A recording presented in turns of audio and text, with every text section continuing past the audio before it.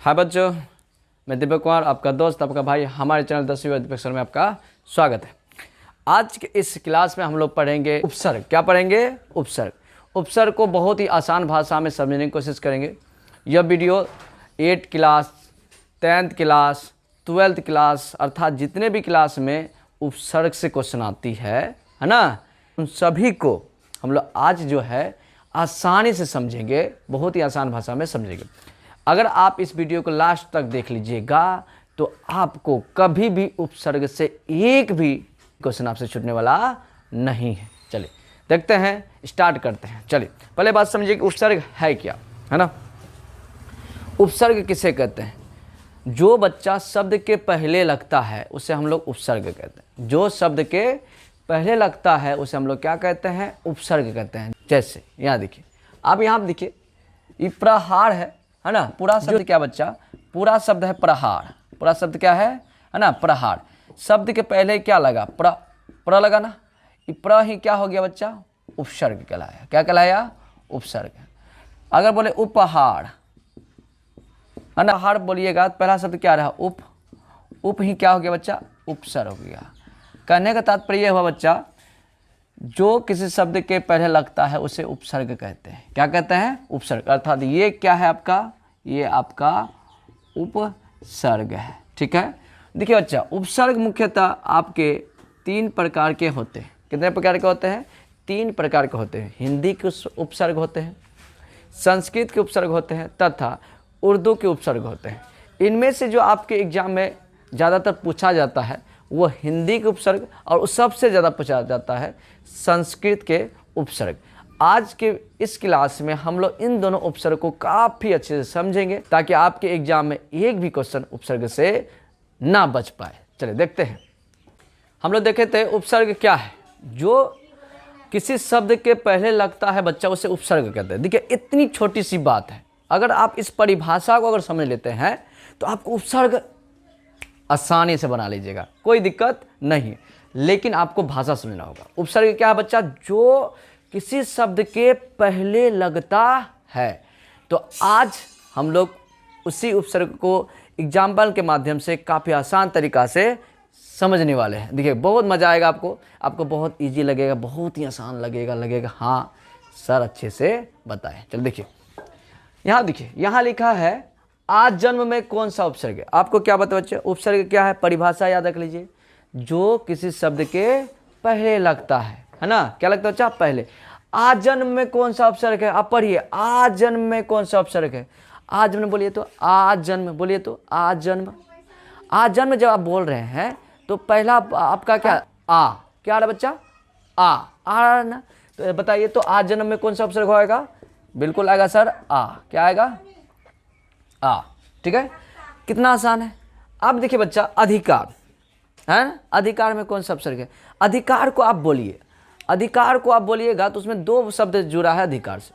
तो पहला शब्द कौन है? अधि। पहला देखिए क्या आ रहा है? अधिकार बोलिएगा तो पहला शब्द क्या आ रहा है? अधि आ रहा है ना। तो अधि क्या हो गया? उपसर्ग हो गया। क्या हो गया बच्चा? अधि क्या हो गया? उपसर्ग हो गया। ठीक है। अब आइए दुकाल, बोलिए बच्चा दुकाल। दुकाल में पहला शब्द क्या आ रहा है? दुकाल। दू क्या रहा बच्चा? दू क्या रहा है? दू। कहने का आप तात्पर्य समझ रहे बच्चे? कोई भी चीज़ आप पढ़ने से पहले उसका थ्योरी अच्छे से पढ़िए। सब उसी में छुपा है आंसर, सब आंसर उसी में छुपा होता है, कोई दिक्कत इसमें नहीं है। तो कितना अच्छा से समझ में आ रहा है। चलिए अब आइए दूसरा क्वेश्चन, नेक्स्ट क्वेश्चन में देखते हैं। कुपात्र में कौन सा उपसर्ग है? कुपात्र बोलिए, पहला शब्द क्या आ रहा है? कुपात्र। कुपात्र, कुपात्र, कु आ गया तो पहला शब्द आ गया बच्चा कु। तो कु क्या हो गया? उपसर्ग। आइए आज जन्म में कौन सा उपसर्ग? आज जन्म बोलिए आ जन्म। आ जन्म आ गया ना। ओ सॉरी, 2 आ गया, यहाँ पे 2 गया, कोई बात नहीं। चलिए अवगत में कौन सा उपसर्ग है? अवगत बोलिए तो अवगत में पहला शब्द क्या आ रहा है? बोलो एक बार, कोशिश करो। अब क्या रहा बच्चा? अब आ रहा ना। अवगत। तो अब क्या हो गया बच्चा? अब हो गया आपका उपसर्ग। किसी को दिक्कत? अब आगे बढ़िए। पराजय में कौन सा उपसर्ग है ना। पराजय में कौन सा उपसर्ग है? पराजय बोलिए, पराजय 2 शब्द में आया। तो पहला शब्द क्या है? क्या वो क्या हो गया बच्चा? उपसर्ग। उसी तरह प्रकाश में क्या हो गया उपसर्ग। प्रतिकूल में पहला शब्द क्या हो गया प्रति, ये भी क्या हो गया उपसर्ग। तो कितना आसान तरीका से हम लोग उपसर्ग देखा है ना, कि उपसर्ग क्या है, परिभाषा से याद रखिएगा, जो किसी शब्द के पहले लगता है उसे हम लोग उपसर्ग कहते हैं, ठीक है। और इंपॉर्टेंट उपसर्ग कौन कौन है, हिंदी का उपसर्ग और संस्कृत का उपसर्ग, है ना। अगर आपका उपसर्ग वहाँ कितना हार्ड आ जाए एग्जाम में, 12th के एग्जाम में या 10वीं का एग्जाम में जाइएगा, कितना हार्ड आ जाए कोई दिक्कत नहीं, कोई डजन मैटर, कोई मैटर नहीं करता है, बस आप मेरा तरीका याद रखिएगा, है ना। अब कुछ महत्वपूर्ण उपसर्ग देखेंगे जिसको पहचान में जब बच्चे को काफ़ी ज़्यादा दिक्कत होता है, उस उपसर्ग को हम लोग देखते हैं और समझते हैं। चलिए बच्चे, अब हम लोग देखते हैं कुछ महत्वपूर्ण उपसर्ग, है ना।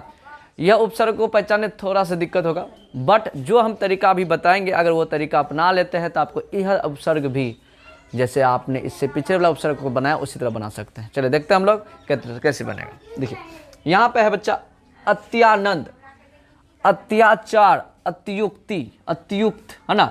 इसमें जो होता है बच्चा उपसर्ग छुपा रहता है ना, इसको समझिएगा, है ना। इसमें कुछ उपसर्ग छुपा रहता है तो पहचानने में आपको दिक्कत होगा। जब भी ओ जी ध्यान समझिएगा, ध्यान समझिए क्या बताने वाले हैं बच्चा, जब भी, है ना, ओ और तो और यो जुड़ा है, तो जो है यो के साथ जुड़ा हो, तो किसके साथ जुड़ा हो, यो के साथ जुड़ा हो, तो वहाँ पे जो उपसर्ग आएगा बच्चा, उपसर्ग होगा वो अति, क्या होगा बच्चा, अति, क्या होगा उपसर्ग, अति होगा। जैसे और तो यो जुड़ा है, तो यो जुड़ा है, तो यो जुड़ा है, तो क्या उपसर्ग आया, अति।